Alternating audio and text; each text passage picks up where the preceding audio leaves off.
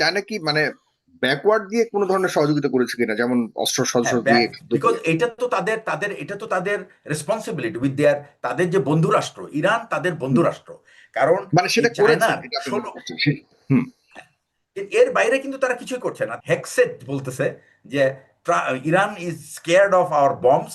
News রিডাররা বলছে, এনবিসিতে বলছে, he is playing like a child. বলে ইরান যদি বমই ভয় পাইতো তাহলে তো 25 দিন পরে তারা তো এভাবে, তাহলে তুমি সরে আসতা না। তার মানে they are not scared of your bomb because they are prepared for it. এই যে যুদ্ধের যে আজকে 25তম দিন বা 26তম দিনে ইরান কিন্তু শুধুমাত্র ইউএস এর কথা শুনছে না, ইরান সারা বিশ্বের কথা শুনছে। তারা দেখছে যে বিশ্ব তাদেরকে নিয়ে কি ভাবছে। এই বিটা এটা কিন্তু খুব একটা ইম্পর্টেন্ট ব্যাপার। তো আপনি যুদ্ধে যখন দুটো পক্ষ সামনাসামনি বা যখন শুধুই দুটো পক্ষ থাকে, তারা কিন্তু সবসময় নিজেদের যে অবস্থানটা ফুলে ফেঁপে বড় করে দেখানোর চেষ্টা করে। কিন্তু এই যুদ্ধটা কিন্তু সারা বিশ্ব বিভিন্ন অ্যাঙ্গেল থেকে দেখছে। এবং বিশ্বের যত কি বলবো আপনার, যত প্রজ্ঞাবান এবং ক্রেডিবল যারা অ্যানালিস্ট, যারা বিশ্লেষণ করে যুদ্ধকে নিয়ে, প্রত্যেকটা, ইভেন আমেরিকান যে তিনটা খুব বড় বিশেষজ্ঞ, জন মার্শমেয়ার, ম্যাকগ্রেগর এবং প্রফেসর স্যাক, এই তিনজনই কিন্তু, জেফ্রি স্যাক, এই তিনজনই কিন্তু খুব স্পষ্ট করে বলেছে যে এই যুদ্ধের আজকে 25তম দিনে Iran is in upper hand. এখন যুদ্ধটাকে তিনজন তিন ভাবে দেখেছে।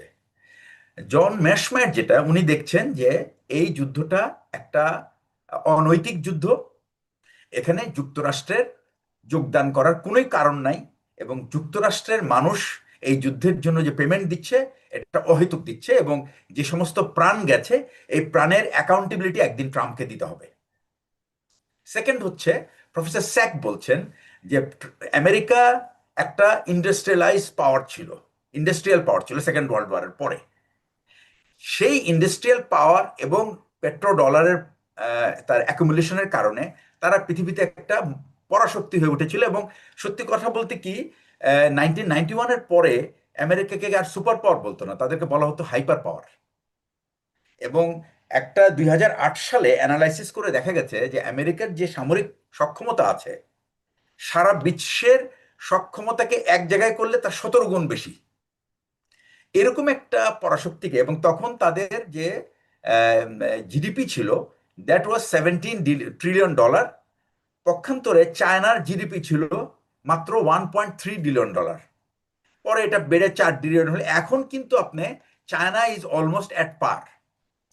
আর এখানে যেটা হয়েছে সেটা হলো যে আমেরিকার এই যে যুদ্ধবাজ যে পরিস্থিতির কারণে তারা কিন্তু তাদের যে শিল্পক্ষেত্রে যে গবেষণাটা, এটা কমপ্লিটলি তারা সরে গেছে সেখান থেকে। যার ফলে তারা এখন আর শিল্পের যে ইন্ডাস্ট্রিয়াল পাওয়ার না, এখন ইভেন আমেরিকা এবং সারা বিশ্ব চায়নার উপর ডিপেন্ডেন্ট হয়ে গেছে ইন্ডাস্ট্রি চালানোর জন্য।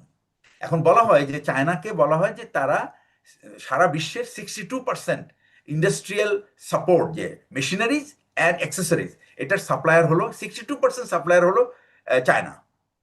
হুম। এই যুদ্ধে কিন্তু চায়নার কোনো মিলিটারি পার্টিসিপেশন নাই, বাট চায়না হলো যে মোস্ট বেনিফিশিয়াল কান্ট্রি এখানে। যদিও মানে বাইরে থেকে হয়তো দেখা যাচ্ছে যে চায়নার কিছুটা অসুবিধার মধ্যে দিয়ে যাচ্ছে, কারণ সে তেলের তার সাপ্লাই কমে গেছে, বাট চায়না আপনি প্রথম বলছেন যুদ্ধ যে হলো। ফিজিক্যালি রিলেভেন্ট ছিল না, কিন্তু unofficially from the back side তো ছিল, না, এটা অনেকে বলে। চায়নাকে এক রাউন্ড ফায়ারও করতে হয় নাই, কিছুই হুম। করতে হয় না কিন্তু চায়নাকে। ব্যাকআপ তো দিয়েছে, আপনি কি কোথাও ব্যাকআপ দেখছেন, দিয়েছে আপনি কি অন্যান্য? চায়নাকে কি কোনো মন্তব্য করতে দেখছেন কোথাও? তারা কোনো মন্তব্যও করছে না, তারা চুপচাপ, তারা তাদের শুধু ব্যাংক না, ভরছে। এটা জানতে চাচ্ছি চায়না কি ব্যাকওয়ার্ড দিয়ে কোনো ধরনের সহযোগিতা করেছে কিনা, যেমন অস্ত্র শস্ত্র হ্যাঁ, দিয়ে যুদ্ধ বিকজ দিয়ে? এটা তো তাদের রেসপন্সিবিলিটি উইথ দেয়ার, তাদের যে বন্ধু রাষ্ট্র ইরান তাদের বন্ধু হুম। রাষ্ট্র। কারণ এই সেটা করেছে চায়নার এটা আপনি মনে 16, করছেন হুম। এর বাইরে কিন্তু তারা কিছুই করছে না। তারা শুধু একটা কথা বলেছে যে এই সংঘাত ইমিডিয়েটলি বন্ধ হওয়া উচিত, এবং দুই পক্ষই সবাই সরে যাওয়া উচিত, এবং এটা একটা শান্তিপূর্ণ একটা সমাধান হওয়া উচিত। এখন প্রশ্ন হচ্ছে, ট্রাম্প তো নিজেই ডিক্লেয়ার করলো যে সে সব ইরানের পাওয়ার সেক্টরকে সে গুড়িয়ে দিবে। 48 ঘন্টার মধ্যে। সে 48 ঘন্টা শেষ হওয়ার আগে সে বলল, না না না, এখন আমি 5 দিনের জন্য বিরতি দিচ্ছি, আমি তাদের সবাইকে মানা করেছি, এবং আমরা একটা খুব ভালো উপযুক্ত মানে খুব ফলপ্রসূ কথাবার্তা চলছে। কিন্তু সাথে সাথে ইরান কিন্তু রিয়াক্ট করলো যে ট্রাম্পের সাথে কোনো কথাই হচ্ছে না, এবং তার সাথে সে বিশ্বাসযোগ্য না, এবং সে যে রিপ্রেজেন্টেটিভ গুলি যে তারাও বিশ্বাসযোগ্য না, সুতরাং তাদের সাথে কোনো কথা নাই। বারবার কিন্তু ইরান একটা কথাই বলছে যে ট্রাম্পের সাথে কোনো নেগোসিয়েশন হবে না। তার মানে কি, তারা ইন্ডিকেট করছে সামবডি এলস। সেই সামবডি এলসটা কে, এটা আমাদের জানা দরকার। এটি কি পাকিস্তান? আমার মনে হয় না যে পাকিস্তান এইখানে খুব ভালো কোনো রোল প্লে করতে পারবে, কারণ ইরানের কাছে কয়েকদিন আগে কিন্তু ইরানের সাথে পাকিস্তানের কিন্তু না, একটা আরেকটা ছোটখাটো অল্টারনেট কিন্তু আছে, টার্কিশ এনগেজমেন্ট টার্কিশ হয়েছিল। প্রেসিডেন্ট কিন্তু আজকে তো হ্যাঁ, পেজেশকিয়ান অনেক প্রশংসা করেছে এবং তিনি অনেক হ্যাঁ, ভালো রোল প্লে টার্কিশ করছে। প্রেসিডেন্ট, টার্কিশ প্রেসিডেন্টের ক্রেডিবিলিটি আছে। এটা দুইটা কারণে, একটা হলো সে ন্যাটোর পার্ট সেই হিসেবে, আর ইরানের যে আমি আমার আমার যে আন্ডারস্ট্যান্ডিং এ পর্যন্ত, ইরান চাচ্ছে ইউরোপকে ইনভলভ হইতে। তাদের মনে মনে তাদের এই নেগোসিয়েশনটা ইউরোপ ইনভলভ হওয়া উচিত, কারণ ইরান মনে করে Europe is a better partner, trusted partner than anybody else for technological development. Iran কিন্তু ইটসেলফ, তারা কিন্তু নিজেরাই কিন্তু সক্ষম, technologically they are very sound, এবং তারা যদি সাউন্ড না হতো তাহলে এই 40টা বছর এইটা। এখন প্রশ্নটা জি। হচ্ছে, ট্রাম্প নিজেই যুদ্ধবিরতি ঘোষণা করে নিজেই শর্ত দিচ্ছে, এবং সেই শর্তের মধ্যে এমন কতগুলি লিস্ট দিয়েছে যেগুলি ইরানের কাছে মোটে অ্যাকসেপ্টেড না। এবং কি বলেছে, আমি এই মাত্র জাস্ট 2 মিনিট আগে আমি একটা শো শুনছিলাম, সেখানে বলেছে যে ইরানের যে নতুন লারজানির জায়গায় যিনি আসছেন, তিনি বলেছেন দ্যাট ট্রাম্পের মতো একটা প্রতিপক্ষের সাথে আমরা আমাদের কথা বলার কোনো রুচি নাই, এবং আমাদের কোনো বিশ্বাসযোগ্যতা নাই, মানে তাদের কোনো তার উপরে তাকে আমরা বিশ্বাস করতে পারি না, সুতরাং তার সাথে কোনো রকম আলাপ আলোচনা নেই। আচ্ছা, আর তার যে রিকোয়ারমেন্ট এখন যেটা বলছে, এই বিশেষ করে আমি সবচেয়ে বেশি ইম্পর্টেন্ট দিই একটা লোকের কথা, সেটা ম্যাকগ্রেগর বলে একজন অ্যানালিস্ট আছে, যিনি